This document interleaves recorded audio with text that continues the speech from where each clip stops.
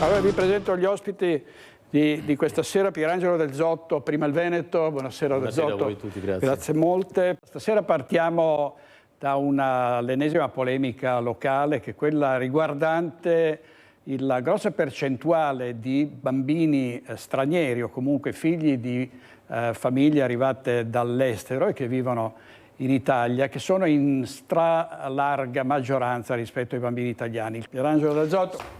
Sì, arrivati a pagina 99 del libro Cuore, volevo dire due cose io, che ho 26 anni di carriera da docente, per mia fortuna alle superiori, dove c'erano i moldavi che parlava veneziano, tanto per capirsi, ecco, tanto per capirsi. Il problema, secondo me, è modus in rebus.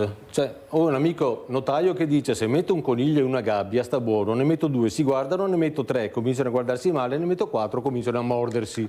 Perché c'è il problema a Mestre? Perché c'è qualcuno che ha privatizzato gli utili e socializzato le perdite. Siccome per fare una nave si deve stare nelle viscere della nave con 50 gradi all'ombra, e i bengalesi sono bravissimi come saldatori. Parliamo di Fincantieri. Parliamo di Fincantieri. Allora, per fare le navi per i ricchi che poi vanno in crociera, abbiamo importato decine, forse anche decine di migliaia di bengalesi che sono bravi saldatori, dimenticando... Non sono i bengalesi, del Bangladesh. Bangladesh, va bene. Roba, sì, scusa se ti correggo. Diciamo, sì, Bangladesh, facciamo meglio.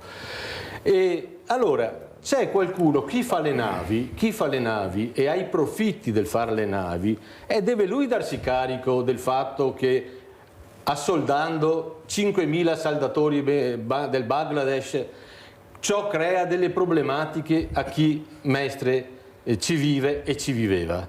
Quindi è un altro momento di privatizzare l'utile, Fincantieri, a spese di chi? Dei cittadini di Mestre. Questo è successo, succede con il Bangladesh, succede con i cinesi, succede con 1000 altre etnie. E ci sottovaluta un problema, perché avere in classe un albanese e avere in classe... faccio un esempio. Mio padre ha avuto un problema e abbiamo preso una signora che era croata. In quella casa prima ci avevano abitate dei macedoni. La signora croata ha voluto far benedire la casa prima di entrare, altrimenti non sarebbe entrata. Questo per dire che ci sono delle etnie che sono storicamente nemiche come cane e gatto, e quindi noi non possiamo, per il bene di chi poi fa le navi o di chi fa i ristoranti o di chi fa... Perché secondo me uno degli obiettivi di uno Stato è la piena occupazione. Tutto quello che supera la piena occupazione per me è inquinamento. Perché allora quando ho raggiunto la piena occupazione devo delocalizzare anche, non portare gente che costruisce della cosa, fa qualche cosa che produce un reddito per alcuni, poi penalizza tutti gli altri. Io spero di aver espresso un concetto abbastanza chiaro, perché qua, ripeto, io per fortuna avevo le superiori, quindi a 18 anni facevo le quinte perché avevo 6 ore di part-time, assunto perché volevo invecchiare bene. Con 6 ore di part-time arrivi a giugno che sei perfetto, i colleghi stravolti e io ero perfetto perché 6 ore al giorno, facevo con la maturità più ore di tutto l'anno come cattedra, per dire, no? Ma, ripeto, stiamo sottovalutando problematiche serie, perché il problema è il ragazzo uno italiano contro 61, contro gli altri 60, ma il problema è anche tra i 60 tra di loro, che è un problema che non va sottovalutato, non va sottovalutato.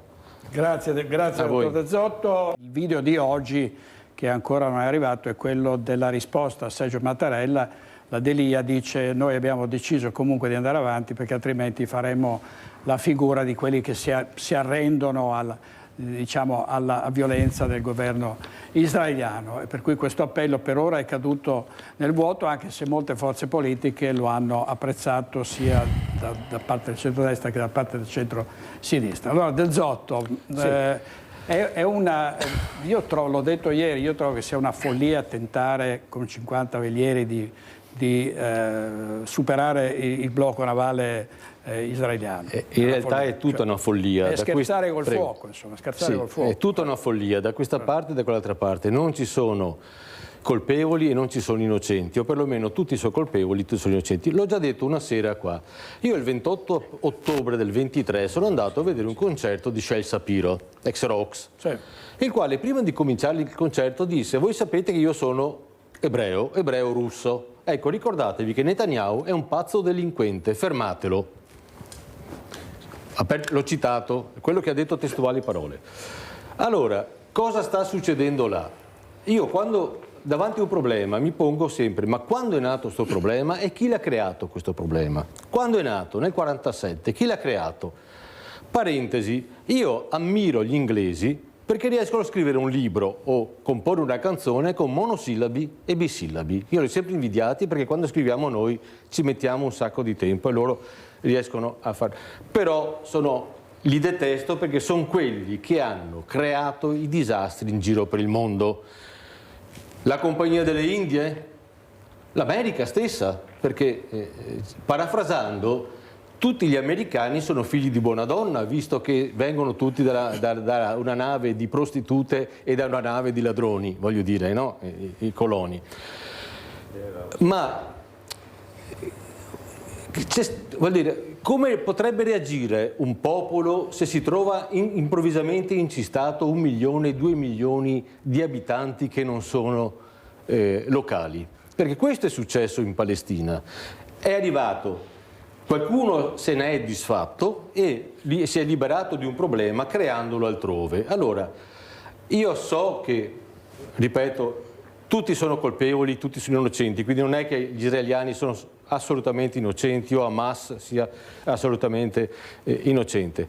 Trovo il fatto che la situazione è stata creata da un qualcuno che non è palestinese e che non è anche israeliano, perché poi si sono trovati anche loro catapultati in quel paese, perché altrove nessuno li voleva, parliamoci chiaro, li hanno messi là.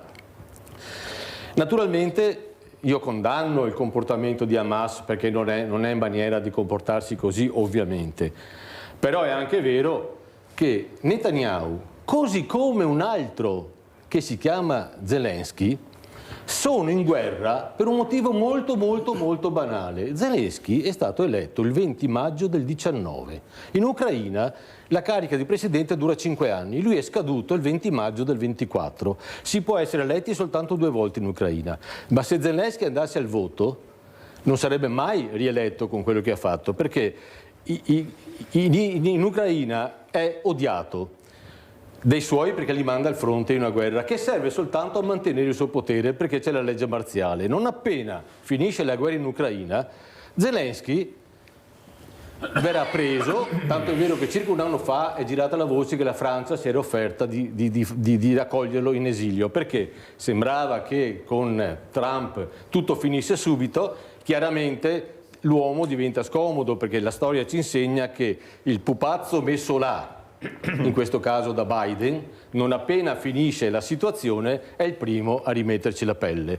Allora, così come l'Ucraina e altrettanto Netanyahu, in questo momento Netanyahu è, tra le altre cose, condannato ad agire in questa maniera perché se smette non è più politicamente responsabile e quindi cade dal suo privilegio. Quindi è paradossalmente una forma di salvezza personale, al di là del fatto che i suoi correligionari lo dichiarano un pazzo incosciente e sanguinario. Grazie. Tanto Netanyahu alle Nazioni Unite ha tenuto un discorso durissimo. Un attimo, per cortesia. Ha tenuto un discorso durissimo, le delegazioni di tanti paesi sono uscite dall'Assemblea dell'ONU per protesta, e in particolare ha detto nessun genocidio a Gaza, non è vera la questione della fame, abbiamo portato centinaia di tonnellate di viveri rubati da Hamas, ha detto Netanyahu, che poi ha definito una vergogna la richiesta di uno Stato palestinese del Zoto. Sì, viviamo una realtà nella quale poi a un certo punto non si sa più chi ha ragione e chi non ha ragione. Io ho i miei pregiudizi su Netanyahu, nel senso che non so se è un dittatore, comunque è una persona che se fossero andati alle elezioni regolari non sarebbe stato rieletto, così come Zelensky. la protervia con la quale dialoga, con la quale parla, anche alle Nazioni Unite, parlando in ebraico mettendo degli altoparlanti vicino ad Hamas perché quelli che sono trattenuti da Hamas potessero sentire, ha parlato in israeliano, in ebraico, perché in realtà poi io sono anche in difficoltà, direttore, perché tutti io quanti hanno parlato con la lingua originale. Aspetta, io so due cose, io so quello che leggo e quello che sento. Intanto, primo, chi poi in questa storia fa una brutta figura è la diplomazia internazionale, europea per prima, perché noi abbiamo, a mio avviso, una diplomazia mai stata così debole nella storia dell'Italia. Abbiamo una diplomazia debolissima, perché se il problema sono i 44 avventurieri, no? Il problema è che alle spalle ci sono 44 stati che non hanno l'interesse, la voglia, la capacità di dire fermi tutti, sediamoci a un tavolo e parliamo, perché io credo che 44 stati, sicuramente tutta l'Europa, perché quanti sono? 26, 27, non so più quanti sono, più ce ne sono altri 14, altri 17, giusto? Quindi saranno extraeuropei. Allora, non è possibile che 44 stati si disinteressino di 44 loro cittadini che stanno facendo quello che stanno facendo, che giustamente in un certo senso è una piazzata, perché è chiaro che non ci sarà un risultato concreto. È vero anche che Berlino è sopravvissuta col ponte aereo tanti anni fa, 60, 70, bisogna fare due conti. Per cui poi il mio problema, insisto, è che io so quello che leggo e quello che vedo, ma io mi chiedo, ma quello che leggo e quello che vedo è la vera verità o siamo manovrati anche in questo? Questo è il mio dubbio, perché io non sono stato né in Israele, mai, né in Palestina, non conosco nessuno di Hamas, quindi non sono in grado di dire se quello che vedo in televisione è vera verità, soprattutto adesso che con l'intelligenza artificiale riescono a farti conoscere cose allora, che te lo dico io che sono mezzo ebreo, te lo dico io. Chi della Palestina va a lavorare in Israele, se tornano a casa li tagliano le mani. Ma questa, insisto, allora faccio un passo indietro, poi mi taccio. Questo è nato perché qualcuno ha creato questo problema nel 46-47, qualcuno l'ha creato perché se non ci fosse stato quello che è successo nel 46, ciascuno sarebbe a casa sua e non saremmo in questa situazione, punto. Sì, ma guarda che io ti ho ascoltato storicamente, certo, la terra promessa, 2000 anni che è degli ebrei che vanno lì, non sì, è che nel 40, è che dopo la diaspora, ma e lo stato naturale dei palestinesi si sono trovati gli ebrei lì, no, sbaglio, ma li hanno in qualche maniera, ne hanno scaricati 2000 anni adesso. Va bene, se vai a leggere la Bibbia, cioè ragazzi, sì, certo, ripeto, la parte naturale dei palestinesi, insisto, io so quello che leggo e quello che vedo. No, per dirti perché erano stati messi là, cioè era un motivo. Certo, sì, assolutamente, soprattutto se sono io adesso non orientali, perché poi i coloni non sono, capito, sono russi, sono che gli inglesi l'hanno buttati e potevano portare a Cipro in Egitto. Io per mentalità, quando c'è un problema vado sempre a vedere quando è successo e chi è stato. Sì, no, ma poi è successo.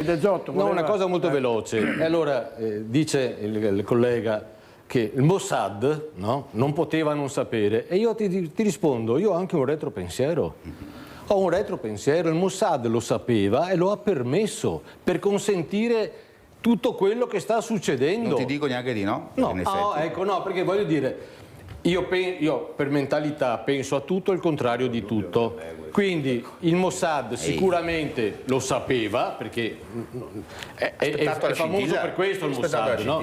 Non si è... Lo sapeva e l'ha permesso, perché questo poi ha consentito che succeda quello che sta succedendo. Un retropensiero, scusate. Grazie. 55 giorni alle prossime elezioni regionali, si voterà il 23-24 novembre. Giovanni Manildo, candidato presidente del centro-sinistra, manca ancora il candidato del centrodestra, pare che sia iniziato il countdown. Abbiamo parlato della grande guerra, scontro tra Fratelli d'Italia e la Lega sui fucilati. Avete sentito prima Elena Donazzan. Rimettiamo il titolo più generico sulle regionali con anche Flavio Tosi, che come Luca Zaia sarà capolista in tutte le province. Allora, Pierangelo Del Zotto, poi sentiamo Zanoni, la Poloni. Due aneddoti velocissimi, direttore. Prima, vedendo i personaggi e interpreti, Luca De Carlo è nella storia della Repubblica Italiana l'unico parlamentare che nella stessa legislatura è stato onorevole e senatore. Vero. Intanto, pochi lo sanno. Secondo, Tosi. Bene, il sottoscritto, dopo 18 anni di militanza in Lega, da assessore al bilancio in provincia di Venezia, in giunta c'era Raffaele Speranzon con me, e per il reato di lesa maestà è stato espulso dalla Lega. Io sono stato espulso dopo 18 anni di militanza da un signore che attualmente è il coordinatore di Forza Italia. Questo per dire quanto la politica italiana abbia un valore.